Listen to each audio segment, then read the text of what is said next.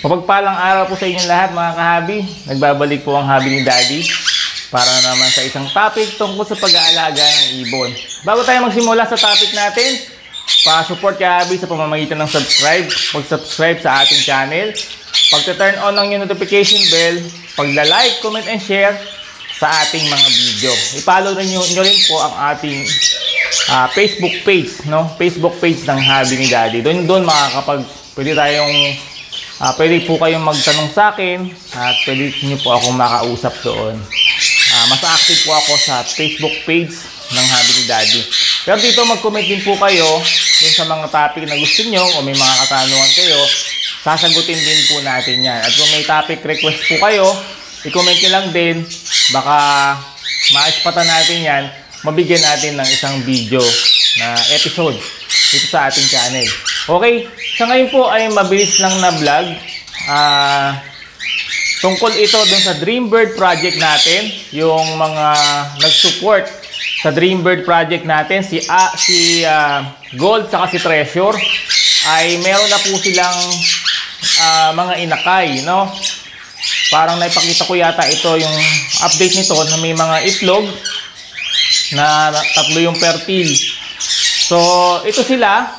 Sinilip ko sila at meron po sila last time na silip ko dyan ay merong last week. Meron silang 3 inakay na napisa. At malamang yan ay Lutino or Albino ang kulay. Ngayon, sa project sharing natin ay 50-50, no, dun sa mga nag-support at sa atin sa maintenance at management, no. Ngayon, ang tatlo yung anak niya, so 2 sa inyo, 1 sa akin. Yung 2 na yon ay irarapol natin sa inyo, no. Irarapol natin doon sa mga nag-support dito, kasali doon sa Dreambird project natin. Meron yata tayong 80 plus na individual na nag-support dito.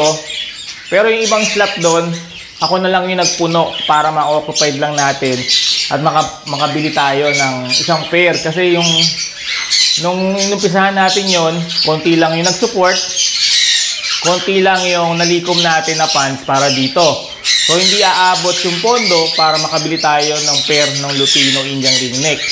Medyo mahal pa noon nung bumili tayo, nasa 35k ang pair.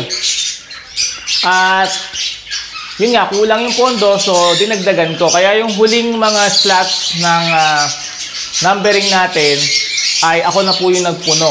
Kung di po ako nagkakamali, nasa 15 to 20 slots yung pinunuan ko para makumpleto lang tong project natin.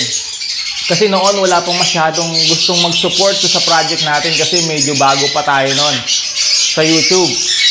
Siguro hindi pa masyadong tiwala sa atin. Pero ngayon maraming gustong sumali. Kaya lang, hindi na po ako makapag-open ng Dreambird project kasi na-occupied ko po yung space, no, nung mga alaga ko.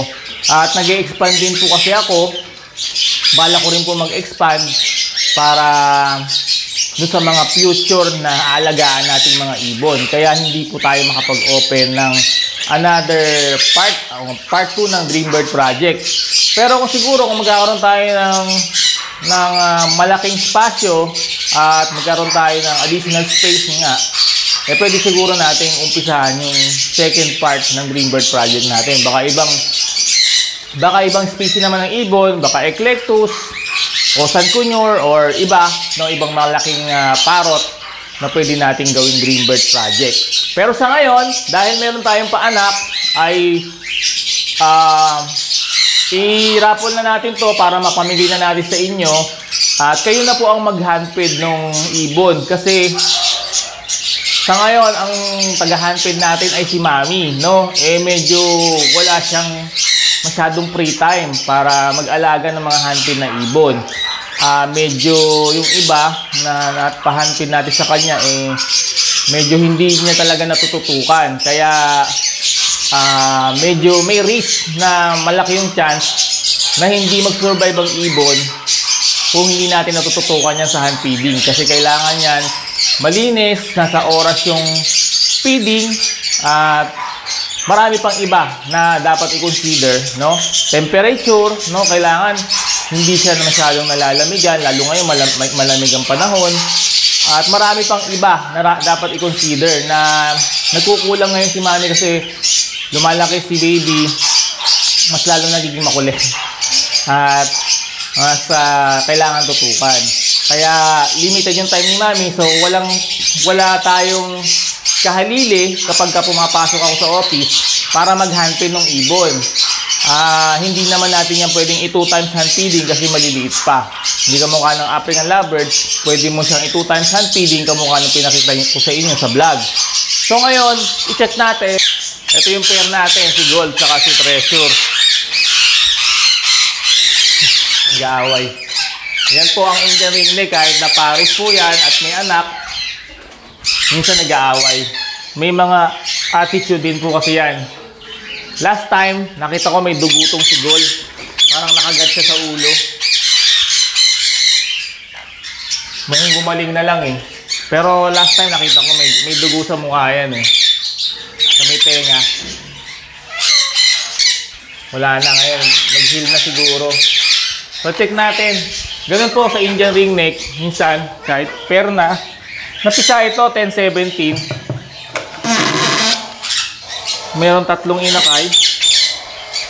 Naku, yun, nadisgrasya na yung isa. 2 na lang yung buhay.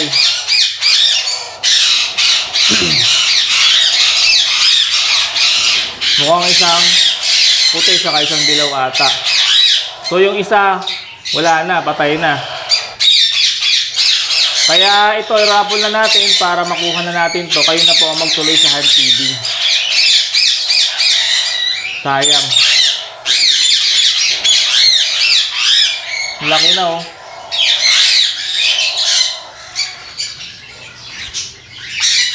Pwede na po i-hand feed to eh. Baba na natin, baka marami mas stress. Sayang isa, laki na.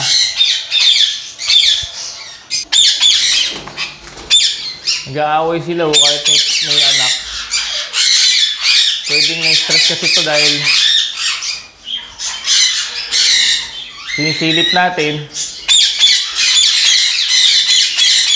Ito mga kahabi yung status ng ating Dreambird project. Meron tayong natitirang 2 inakay.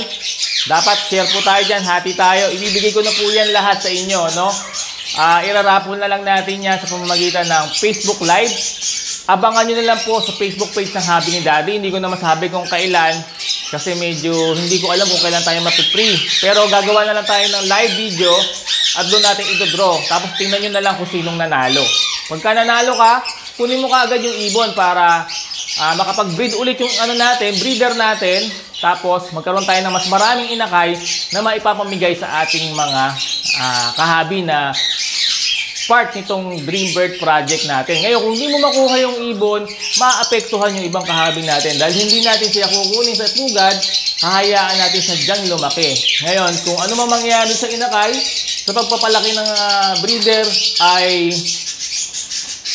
aabangan na lang natin kung mabubuhay ba nila o hindi. No? Ganun po yung mangyayari. Kung mabubuhay, mapupunta pa rin sa winning natin, yung kahabi natin, yung ibon, kahit na lumaki siya dyan. Kaya lang, yung time no, nakakainin, medyo malaki, no? At yung breeding natin, cycle, babagal, no? Maaabala yung pagbe-breed ng ibon ulit para sa opportunity naman para sa iba na makakuha ng mga inakay nila.